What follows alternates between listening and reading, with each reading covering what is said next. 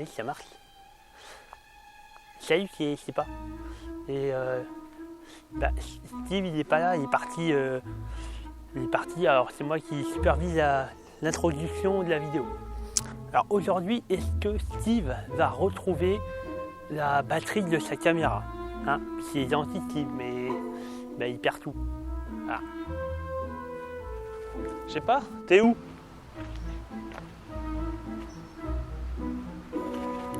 Ça filme? Qu'est-ce qu'il a fait?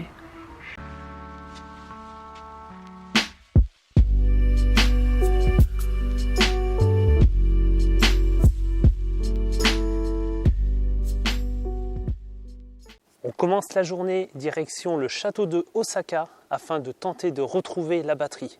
Aujourd'hui, nouvelle journée. Donc là, je pars en solo. Fabrice, il a préféré rester faire le ronflex à l'hôtel tranquillement. Du coup, là, je vais retourner au château d'Osaka. Pourquoi?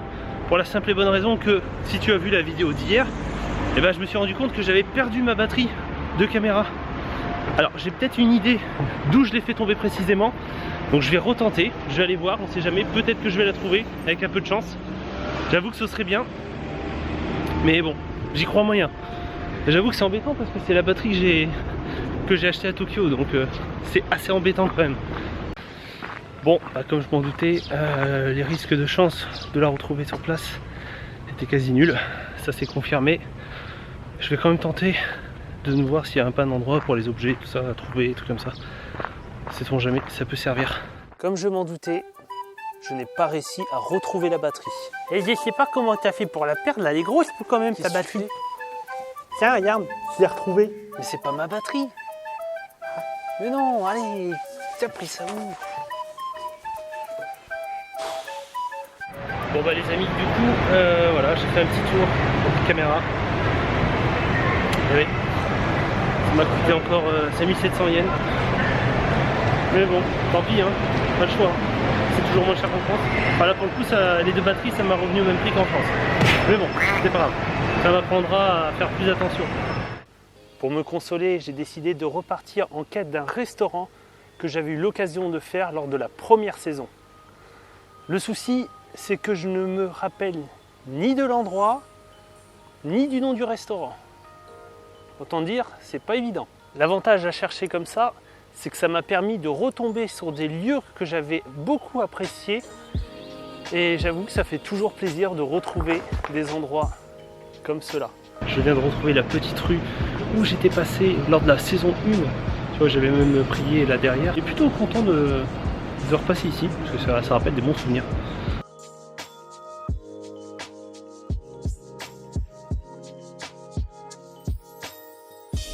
Situé à Minamisenba, au nord du quartier de Dotonbori, ce restaurant de ramen m'a permis de savourer un délicieux plat légèrement épicé. Pour la sécurité de mon estomac, je suis resté prudent et le niveau 2 était déjà bien relevé comme il fallait. Au final, j'ai pu déguster un délicieux ramen légèrement relevé pour moins de 1000 yens.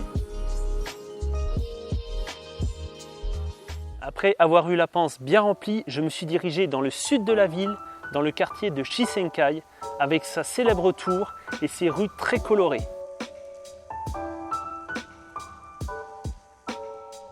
Le quartier a été construit au début du XXe siècle et pour se démarquer des autres, ils ont décidé de s'inspirer de deux villes différentes. Donc ils ont divisé la ville en deux parties.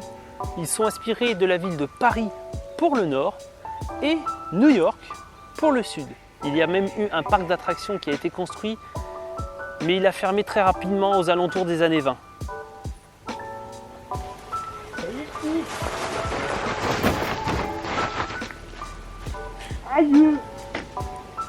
Dommage pour moi que je n'avais plus faim, mais en plus des nombreux restaurants proposant du fugu, qui est le poisson poison, on pouvait également découvrir une spécialité locale qui est le kuchikatsu. En fait, c'est un assortiment de viande, de poissons et des légumes frits et panés. En partie détruit après la Seconde Guerre mondiale, le quartier est laissé plus ou moins à l'abandon et prend très vite la réputation d'un des quartiers les plus dangereux et malfamés de Osaka. Depuis les années 90, les Yakuza ont laissé place aux touristes, mais le quartier a quand même gardé une atmosphère un peu comme figée dans le temps à l'époque des années 60. À quelques mètres du quartier de Shisenkai, je me suis dirigé dans le parc de Tennoji. En plus de trouver une grande aire de jeu, on peut également visiter un zoo, un musée sur l'art contemporain de la ville d'Osaka, mais aussi un des plus vieux temples du Japon. Mais ça, je te le réserve pour une prochaine vidéo. Ah, tu vois cette boutique à première vue, je croyais que c'était un truc pour les enfants, mais non, pas du tout. C'est que pour les animaux, pour les chiens. Waouh. Ah la vache. Là, c'est le paradis du chien.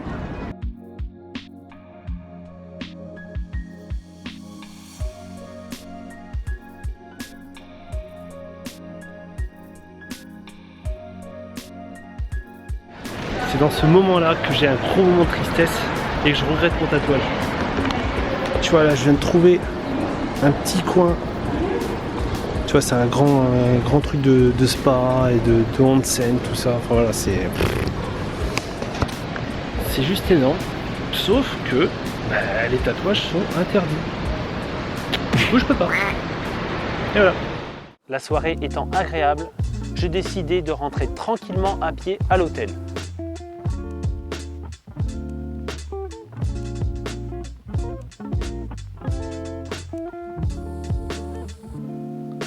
Sur le trajet, mon regard s'est arrêté sur un petit street food de bento. Autant dire, je n'ai pas pu résister. Bon bah voilà, journée terminée, enfin rentré à l'hôtel. Du coup, je vais pouvoir déguster ce petit bento, tu vois, qui m'a coûté 540 yens, donc tu vois, ça fait à peu près 4,40 € grosso modo. Ça a l'air bon en tout cas, ça sent bon, ça a l'air bon. Donc on va tester ça. Et puis bah moi en attendant, je vous retrouve pour une prochaine vidéo. Continuez à me suivre sur les réseaux sociaux, je poste des photos, des petites stories. Et puis je vous dis bah à très bientôt pour une nouvelle vidéo. Ciao.